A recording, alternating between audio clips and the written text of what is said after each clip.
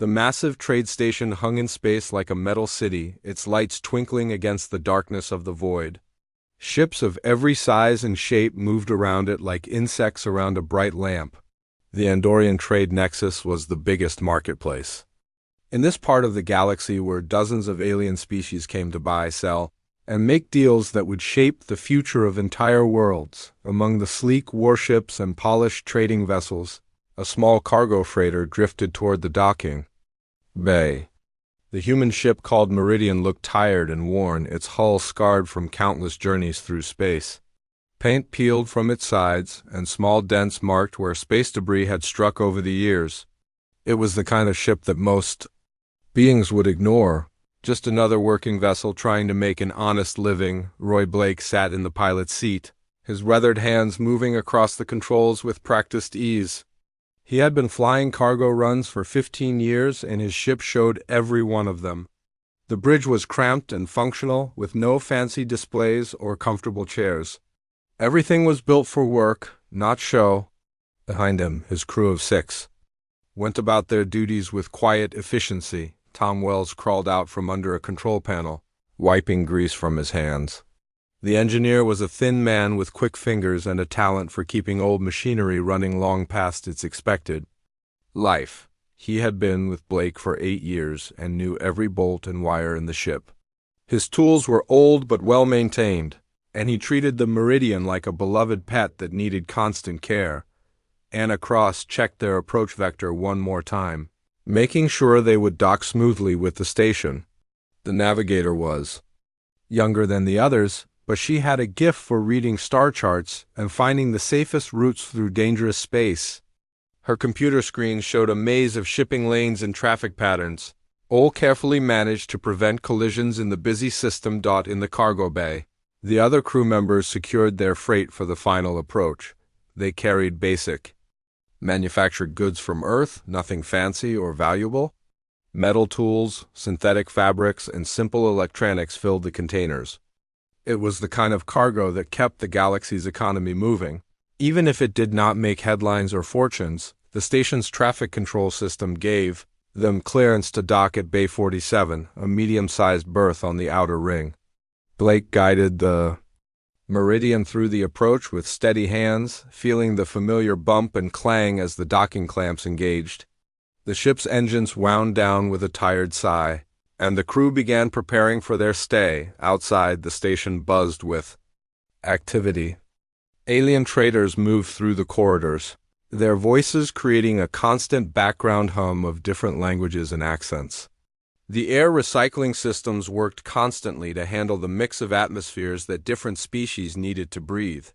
Markets and shops lined every level, selling everything from exotic foods to advanced technology. The hegemony had a strong presence here, their reptilian soldiers standing guard at key locations. Commander Thane was their representative, a cold-eyed warrior who saw every interaction as a potential threat.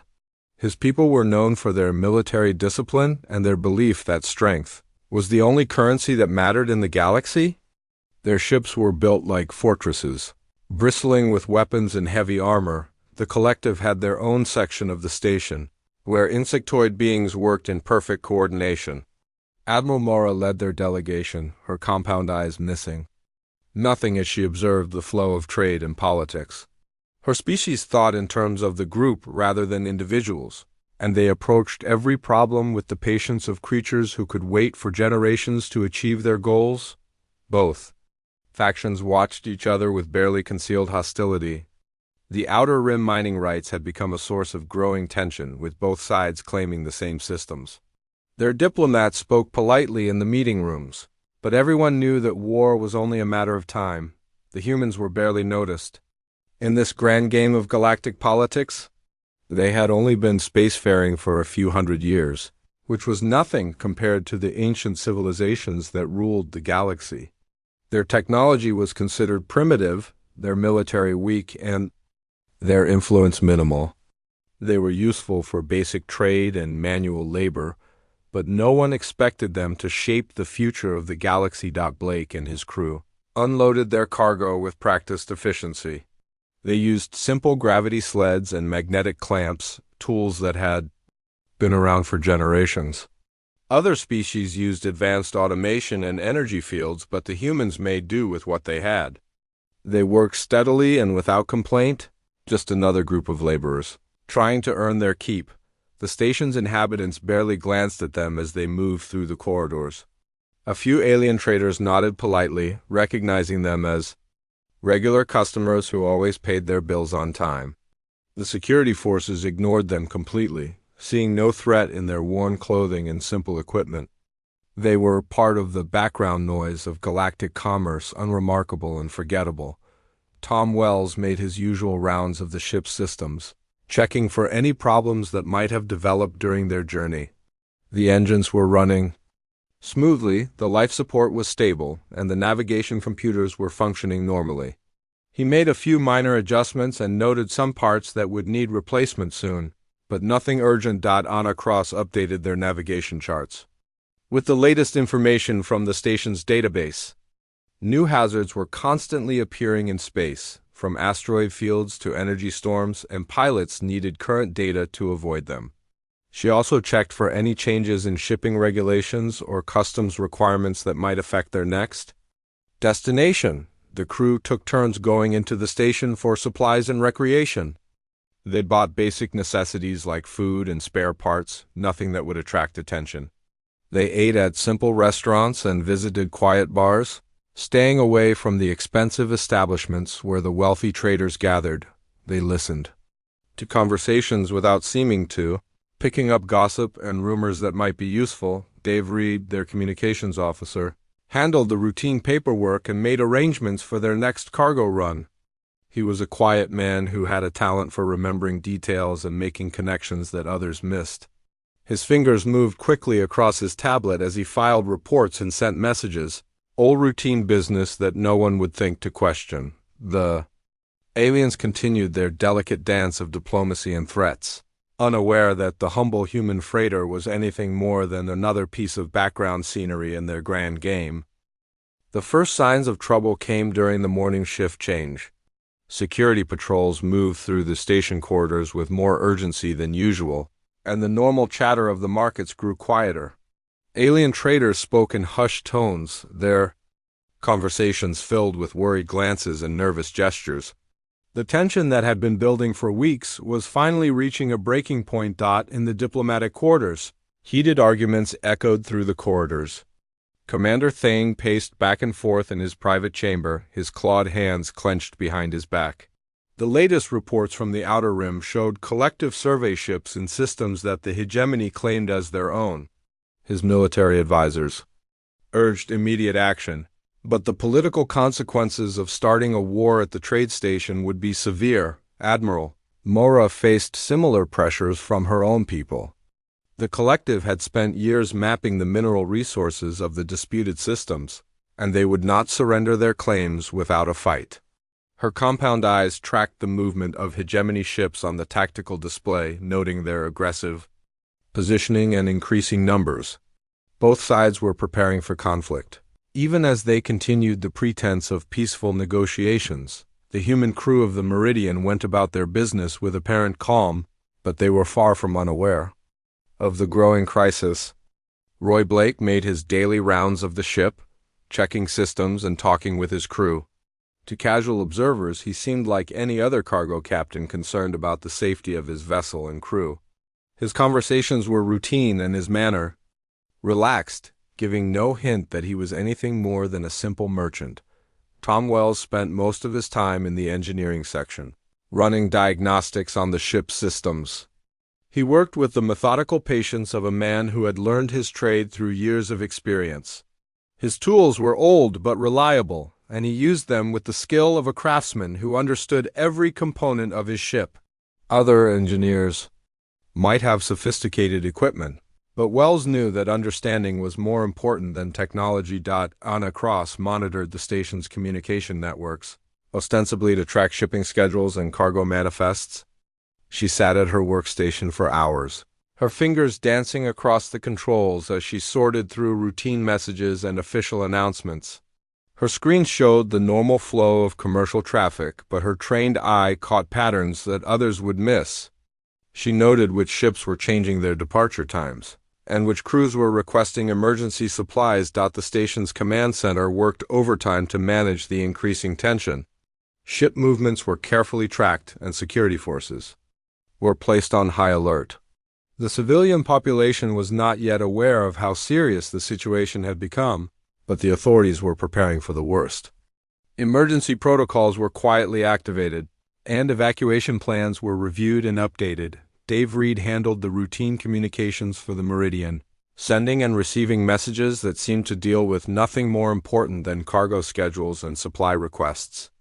His fingers moved quickly across his console, and his voice remained calm and professional during his conversations with other ships and station personnel. He had a talent for remembering details and making connections, skills that served him well in his work. The first actual violence came during the third day of their stay. A hegemony patrol ship intercepted a collective transport near the system's outer edge, demanding to search its cargo holds. The collective vessel refused, claiming diplomatic immunity and demanding passage to the trade station. The confrontation escalated quickly, with both ships powering up their weapons and calling for backup. The brief firefight lasted only minutes, but its effects rippled through the station like shock waves. Both vessels were damaged, and several crew members were injured. The collective transport limped back to the station with its escort, while the hegemony patrol ship withdrew to regroup with its own fleet. The incident gave both sides the excuse they needed to abandon any pretense of peaceful resolution. Blake called a crew meeting in the ship's small conference room. The 6 humans gathered around the metal table, their faces serious but not panicked. They had been through dangerous situations before, and they knew how to handle themselves in a crisis. Blake outlined the situation clearly and calmly. Explaining the potential risks and the options available to them, the crew voted to remain at the station for the time being, ostensibly because leaving during a crisis would be too dangerous. They filed the appropriate paperwork with station security, requesting extended berth time for safety reasons. The authorities approved their request immediately, seeing the human ship as one less thing to worry about during the growing emergency. Blake sent a routine message to their home office, reporting the delay and requesting instructions.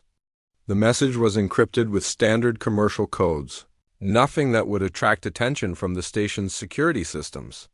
The reply came back within hours, apparently from their shipping company's dispatch office.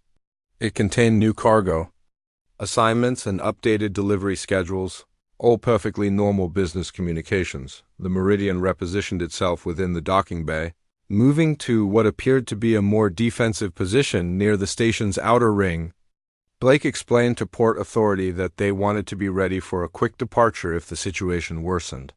The request seemed reasonable, and the harbor master approved the move without question. Other civilian vessels were making similar preparations, either seeking safer berths or preparing to leave the system entirely. The station's commercial traffic began to thin out as traders decided that profit was not worth the risk of being caught in a war zone. The Meridian's decision to stay made them stand out slightly, but not enough to attract serious attention. Tom Wells began what appeared to be routine maintenance on the ship's systems, working with his usual methodical approach. He checked power couplings, calibrated sensors, and tested communication arrays. His work seemed normal for a ship that might need to leave quickly, but his focus was more intense than usual. He paid particular attention to systems that had been dormant during their stay, bringing them online one by one. The tension on the station reached a new level when both factions began moving their military assets into position. Hegemony dreadnoughts took up positions on one side of the system, while collective hive ships formed their own battle line on the opposite side. The trade station found itself caught in the middle, its neutrality becoming increasingly meaningless as both sides prepared for war. Blake and his crew maintained their routine, appearing to be nothing more than nervous merchants hoping to avoid being caught in the crossfire. They continued their maintenance work and monitored the situation through normal commercial channels. To anyone watching, they seemed like exactly what they appeared to be, a small cargo crew trying to survive in an increasingly dangerous situation. The attack came without warning during the station's night cycle. Alarms screamed through the corridors as energy weapons lit up the darkness of space. The Hegemony fleet had launched a surprise strike against the collective ships, their massive dreadnoughts emerging from behind the system's gas giant with all weapons firing. The collective responded instantly, their hive ships swarming forward in perfect coordination to meet the assault. The trade station shuddered as the first shock waves from the battle reached its hull. Emergency lighting flickered on as the main power system struggled to maintain stability. Thousands of civilians ran through the corridors, seeking shelter in the reinforced sections deep within the station's core. The careful neutrality that had protected the trading post for decades was swept away in moments. Roy Blake rushed to the bridge of the Meridian, his crew already at their stations. The ship's sensors showed the full scope of the battle unfolding around them. Hegemony dreadnoughts traded devastating volleys with collective hive ships, their energy weapons creating brilliant flashes that lit up the darkness. Smaller vessels darted between the capital ships, launching missiles and strafing runs that added to the chaos. The station's defensive systems came online, but they were designed to protect against pirates and raiders, not a full-scale war between galactic powers. The energy shields flickered and strained as debris from destroyed ships slammed into them. The command center worked frantically to coordinate civilian evacuations while trying to maintain some semblance of order in the growing chaos. Blake activated the ship's communication system and began broadcasting on all emergency frequencies. His voice carried the perfect tone of panic and desperation as he called for help. The Meridian was just a cargo ship, he explained, caught in the middle of a battle they had no part in. They needed immediate assistance to evacuate their crew and cargo before they were destroyed in the crossfire. The message was one of dozens flooding the communication channels as civilian vessels throughout the system called for help. The station's controllers were overwhelmed, trying to coordinate rescue efforts while the battle raged around them. The human cargo ship was just another problem to be dealt with when resources became available. If they ever did, Tom Wells worked frantically in the engineering section, his hands moving across controls with practiced precision. To anyone watching, he appeared to be preparing the ship for emergency departure, bringing all systems online and checking for damage from the battle's shock waves. His movements were quick and efficient, showing the skill of an engineer who had learned his trade through years of experience. But Wells was doing much more than routine emergency procedures. Deep within the ship's hull, hidden systems were coming online for the first time in months. Cargo containers that had appeared to hold simple trade goods were opening to reveal sophisticated equipment that had been carefully concealed. The transformation was subtle and gradual, designed to avoid detection by the station's sensors. Anna Cross monitored the tactical situation from her position at the navigation console. Her screen showed the positions of both fleets, tracking their movements and analyzing their tactics. She appeared to be focused on finding a safe escape route through the battle, but her analysis was far more detailed than any civilian navigator would need. She was cataloging weapon systems, shield frequencies, and communication patterns with the precision of a military intelligence officer. The battle reached a new level of intensity as both sides committed their reserve forces. Hegemony assault. Ships charged through the collective formation, their heavy armor absorbing punishment as they delivered devastating close-range attacks. The collective responded with swarms of fighter craft, their coordinated attacks overwhelming individual targets through sheer numbers. The station's hull began to buckle under the strain of the battle. Emergency bulkheads sealed damaged sections, and the life support system struggled to maintain atmosphere in the remaining habitable areas. The command center reported that the main shields would fail within hours, leaving the station defenseless against the energy weapons that filled the space around them. Blake's distress calls became more urgent as the situation deteriorated. The Meridian was trapped in its docking bay, unable to escape through the battle zone that surrounded the station. He begged for military escort, for emergency evacuation, for any help that could get his crew to safety. His voice carried the authentic desperation of a man who saw death approaching and could do nothing to stop it. Commander Thane and Admiral Mora were both too busy directing their fleets to pay attention to the plight of a single cargo ship. The Hegemony commander was focused on breaking through the collective's defensive formation, while the Admiral was coordinating her forces to envelope the enemy fleet. Neither had time to worry about civilian casualties, especially not from a species as insignificant as humanity. The first hull breach came in the station's commercial sector, where a collective missile punched through the weakened shields. The explosion tore through 3 decks, venting atmosphere and debris into space. Emergency teams rushed to seal the breach, but more attacks were incoming. The station's civilian population was trapped between 2 fleets that seemed determined to destroy each other regardless of the cost. Dave Reed maintained communication with the station's emergency services, his voice professional but strained as he requested updates on evacuation procedures. He appeared to be coordinating with other civilian vessels, sharing information about safe routes and emergency protocols. His console showed routine communication traffic, nothing that would attract attention from the overloaded security systems. The Meridian's cargo bay showed signs of frantic activity as the crew appeared to be securing their freight for emergency departure. Containers were being moved and reinforced, and emergency supplies were being distributed among the crew. The activity was visible to the station's internal sensors, but it looked like exactly what it was supposed to be, a civilian crew preparing for the worst. But beneath the surface, the transformation continued. The ship's hull was reconfiguring itself, armor plates sliding into new positions and weapon systems extending from hidden compartments. The process was slow and careful, designed to avoid triggering any automated alarms that might still be functioning. On the station's overloaded systems, the battle entered its final phase as both fleets suffered massive casualties. Hegemony dreadnoughts burned in space, their massive hulls torn open by collective energy weapons. Hive ships drifted powerless, their complex systems disabled by precisely targeted attacks. The space around the station was filled with debris from dozens of destroyed vessels, creating a deadly maze of wreckage and radiation. Blake's final distress call was broadcast, just as the station's main shields failed completely. The Meridian was now completely exposed to the battle raging around them, with no protection except the thin hull of their cargo ship. His message was desperate and heartbreaking, a plea for help that would never come in time. The human ship appeared to be doomed, another casualty of a war that had nothing to do with them.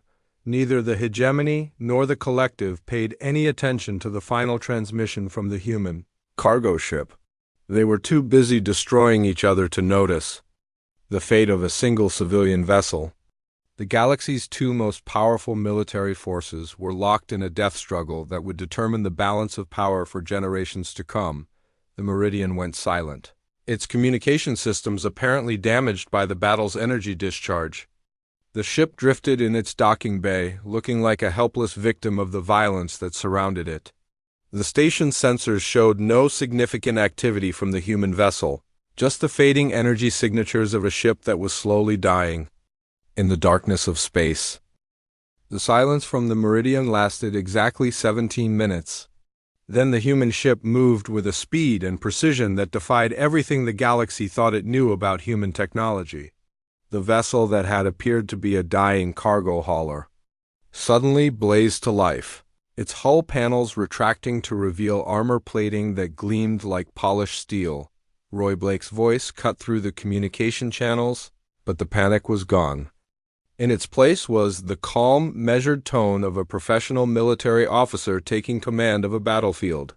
He broadcast on frequencies that civilian ships should not have known existed, using authentication codes that made the station's remaining security systems snap to attention. The transformation of the Meridian was complete in seconds. What had been a battered cargo ship was now revealed as something far more dangerous. Railgun turrets emerged from hidden compartments, their barrels long and deadly. Energy weapon arrays unfolded from the ship's sides, crackling with power that made the surrounding space shimmer with electromagnetic interference. Tom Wells worked at his engineering station with the focused intensity of a man who had trained for this moment his entire life. His hands moved across controls that had been hidden beneath false panels, managing power flows that would have burned out a civilian ship's systems.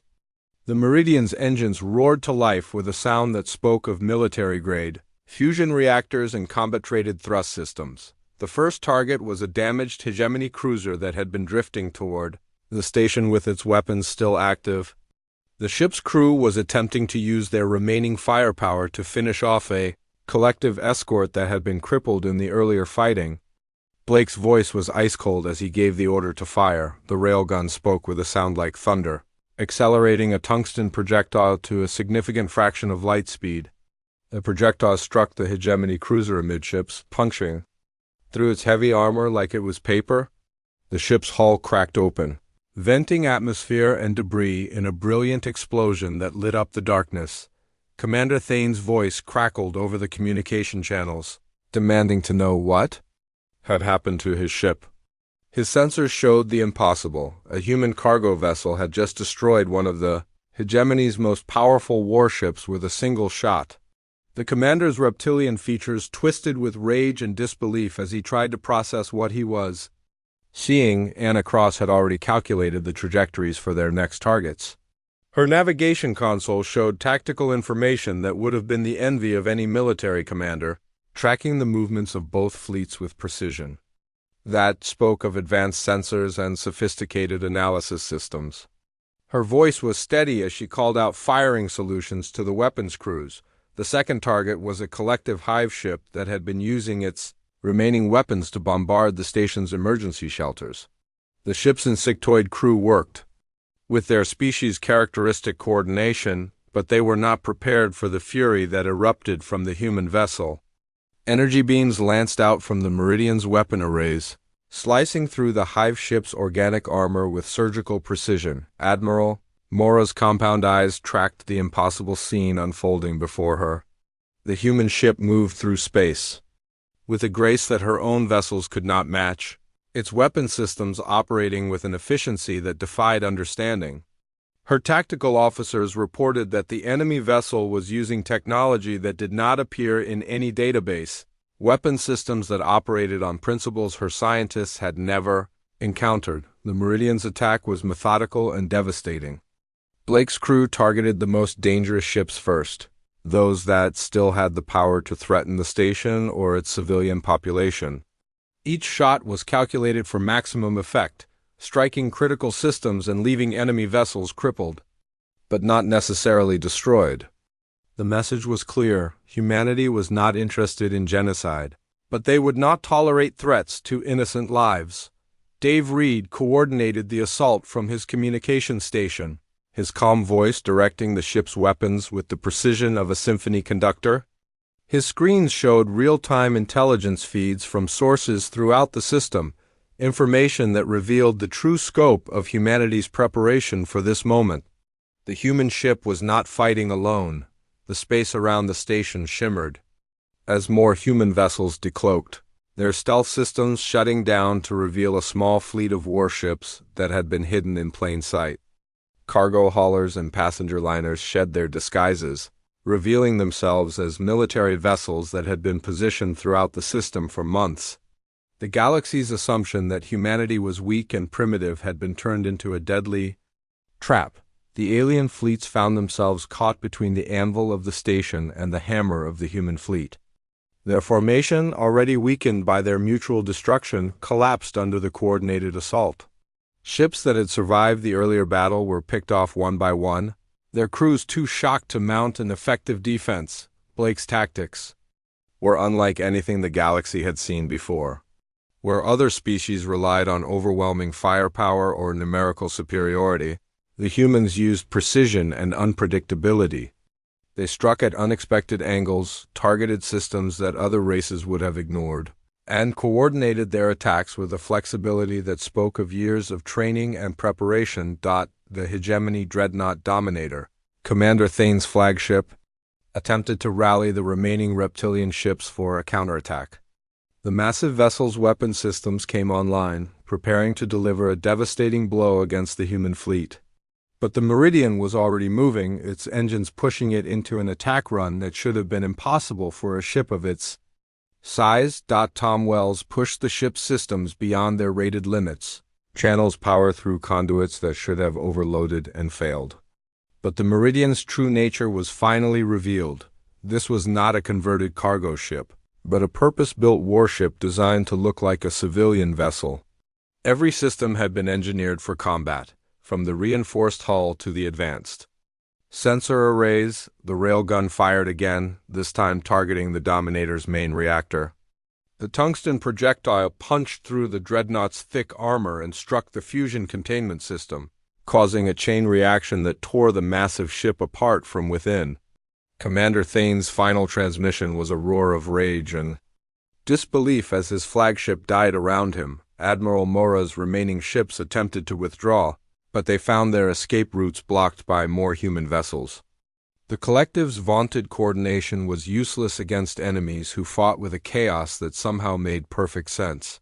The humans seemed to anticipate every move, counter every strategy, and turn every advantage into a liability. The battle was over in less than an hour. The mighty fleets that had terrorized the galaxy for generations lay broken and scattered, their survivors limping away from a fight they had never understood. The trade station remained intact, its civilian population safe behind the protective screen of human warships. Blake's voice filled the communication channels one final time, but now it carried the authority of someone who had just demonstrated humanity's true power. He spoke to the survivors of both fleets, his words carrying a message that would echo throughout the galaxy. The age of unchallenged alien dominance was over, and a new player had entered the game. The Meridian settled back into its docking bay, its weapon systems retracting and its hull panels sliding back into place. Within minutes, it looked like nothing more than a battered cargo hauler once again. But the illusion was broken forever, and the galaxy would never look at human ships the same way again. The Meridian undocked from the trade station with the same quiet efficiency that had marked its arrival weeks earlier. The ship's engines hummed with their familiar rhythm, and the crew went about their duties with practiced ease. But everything had changed, even though the ship looked exactly the same as it had before. The battled other vessels in the docking bays watched the human ship with new respect and wariness. Alien traders who had barely noticed the cargo hauler before now studied its every movement, trying to understand how such an unremarkable vessel had hidden such devastating capability. The mystery of human technology had become one of the galaxy's most pressing concerns. Blake guided the ship through the traffic lanes with steady hands, following the same routes that countless merchant vessels had used for generations. The Meridian's destination was listed as a routine cargo run to the Centauri system, nothing unusual in the grand scheme of galactic commerce. But every government and military organization in the galaxy would be tracking their movement. The weeks that followed brought rapid changes throughout the galaxy. The hegemony and collective forces withdrew from their forward positions, their commanders unwilling to risk another encounter with human military technology. Border disputes that had raged for decades were suddenly resolved through negotiation, rather than force, as both sides recognized that continued conflict would only invite human intervention. Trade routes that had been closed by warfare reopened almost overnight. Smaller species that had been forced to choose sides in the galactic conflict found themselves free to pursue their own interests without fear of retaliation.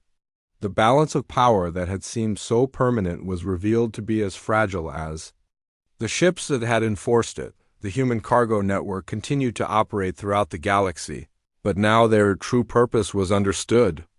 Every human ship was a potential military asset, every human trader a possible intelligence agent. The species that had been dismissed as simple merchants had created the most effective surveillance system the galaxy had ever seen. Blake's crew maintained their professional demeanor throughout the transition. Tom Wells continued his engineering duties with the same attention to detail that had served them during their covert mission. Anacross plotted their courses with the precision that had allowed them to position themselves perfectly for the decisive battle. Dave Reed handled their communications with the same skill that had kept their true identity hidden for so long, the galaxy's news. Networks struggled to understand and explain what had happened. Reports varied wildly, from claims that humanity had secretly conquered dozens of worlds to theories that they had received advanced technology from unknown alien benefactors. The truth was both simpler and more complex than any of the speculation. Humanity had succeeded through patience, preparation, and the willingness to learn from their enemies. They had studied galactic civilization for generations, identifying its weaknesses and developing strategies to exploit them. Their greatest advantage had been the galaxy's own arrogance. The assumption that a young species could never challenge the established order, the new galactic order, took shape gradually but inexorably.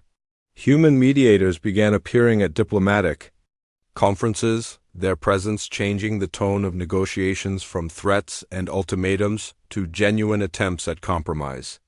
The threat of human military intervention was rarely mentioned, but it hung over every discussion like a sword waiting to fall. The trade station where everything had begun became a symbol of the new age.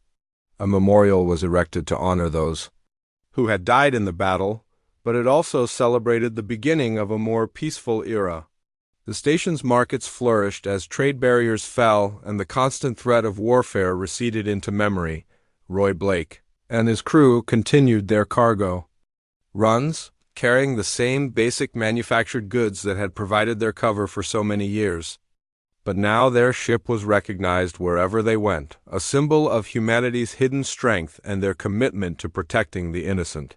Children from dozens of species learned their names and dreamed of becoming heroes like them, the Meridians.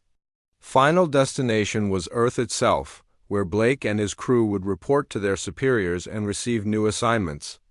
The ship that had looked like nothing more than a battered cargo hauler had changed the course of galactic history, proving that appearances could be deceiving and that strength came in many forms. As the ship jumped to hyperspace for the journey home, Blake reflected on the mission that had taken years to plan and moments to execute. The galaxy would never again dismiss humanity as harmless traitors, but that was exactly what they had hoped to achieve. The age of human deception was over, but the age of human leadership had just begun. The stars streamed past the meridians viewports as the ship carried its crew toward home, their mission complete but their story far from over. Somewhere in the galaxy, other human ships continued their quiet work, maintaining the peace that had been bought with careful planning and decisive action. The galaxy had learned that the most dangerous enemies were often those who appeared to be harmless friends. Silence that followed the battle was more profound than the chaos that had preceded it. The trade station's emergency lights cast long shadows through corridors filled with debris and the acrid smell of damaged systems. Thousands of civilians emerged from the emergency shelters, their faces marked by the shock of surviving what should have been certain death. Roy Blake stood on the bridge of the Meridian, watching the tactical display that showed the scattered remains of two galactic fleets.